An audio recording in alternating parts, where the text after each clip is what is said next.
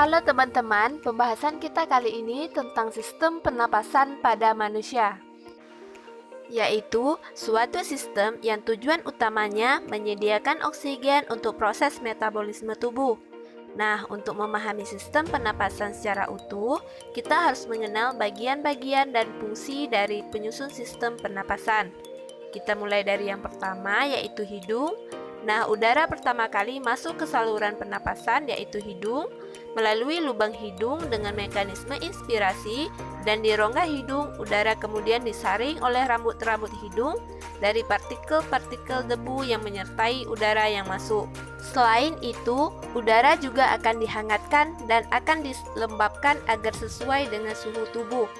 Dari rongga hidung, udara selanjutnya mengarah ke faring, yaitu persilangan antara jalur udara dan makanan bertemu. Jadi, pada faring ini adalah tempat dilalui udara pernapasan dan makanan yang berasal dari mulut. Setelah melalui faring, udara akan memasuki laring. Di belakang lidah dan di depan laring terdapat epiglotis berfungsi mengatur masuknya udara dan makanan ke saluran-salurannya masing-masing. Ketika makanan ditelan, laring bergerak ke atas dan mendorong epiglotis sehingga menutupi glotis. Glotis ini merupakan bukaan trakea atau tenggorokan. Hal ini memungkinkan makanan menuruni esofagus menuju lambung. Ketika makanan menuju lambung, glotis terbuka sehingga memungkinkan udara pernapasan masuk ke laring yang merupakan bagian atas dari saluran pernapasan. Di laring juga terdapat kotak suara. Suara yang dihembuskan dari dalam keluar mengalir cepat melalui pita suara, yaitu sepasang pita otot elastis di dalam laring. Suara dihasilkan ketika otot-otot di dalam kotak suara menegang atau kontraksi, yang kemudian merentangkan pita suara sehingga bervibrasi atau bergetar. Nah, suara tinggi dihasilkan dari pita-pita yang terlintang erat dan bervibrasi sangat cepat.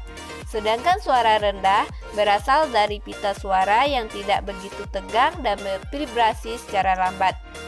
Selanjutnya, dari laring, udara masuk ke dalam trakea. Di dinding trakea terdapat kartilago atau tulang rawan yang memperkokoh trakea, sehingga saluran ini akan tetap terbuka.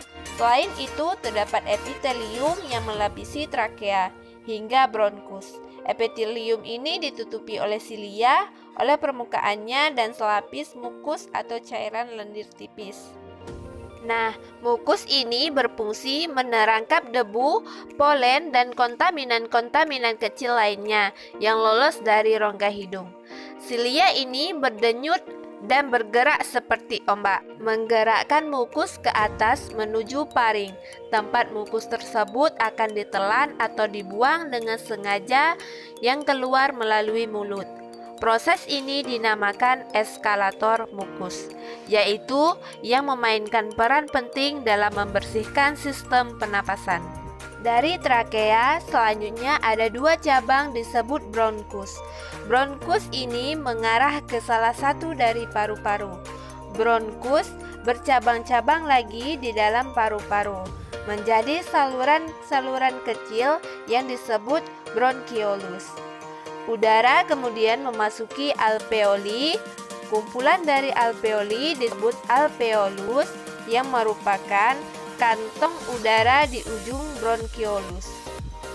Oksigen dari udara yang memasuki alveoli akan terlarut di dalam selaput lembab yang melapisi permukaan dalam alveoli, dan kemudian akan berdifusi dengan cepat melintasi epitelium ke dalam kapiler darah yang mengelilingi setiap alveoli.